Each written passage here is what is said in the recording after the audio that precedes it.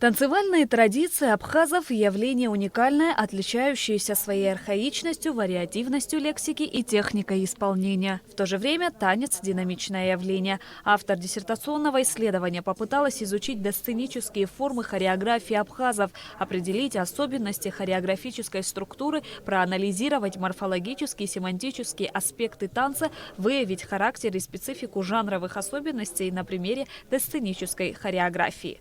Диссертационное исследование посвящено историко-этнографическому анализу танцевального искусства абхазов. Абхазские танцы, будучи одним из наиболее древних аутентичных видов искусства, рассматриваются в качестве маркера этнической самоидентификации. Данное исследование является первой попыткой всестороннего анализа этнохореографии абхазов и представляет большой научный интерес для создания теоретической базы как нового научного направления, стоящего на стыке двух наук – этнографии и хореографии.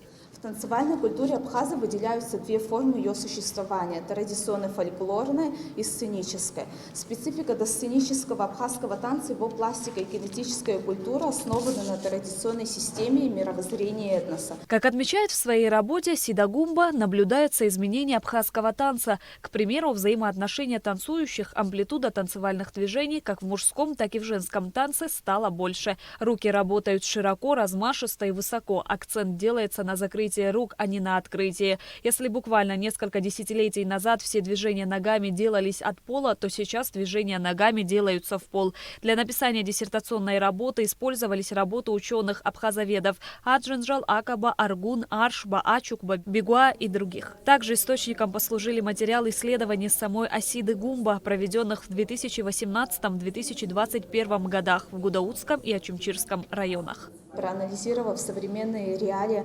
хореографического искусства абхазов, мы можем сделать заключение, что танцевальное искусство абхазов перешло из фольклорного в сценический этап и в данный момент находится в народно-сценической фазе. На защиту диссертации поступил отзыв ведущей организации Института истории, археологии и этнографии Дагестанского федерального исследовательского центра РАН. Отзыв озвучила кандидат исторических наук Нала Касланце.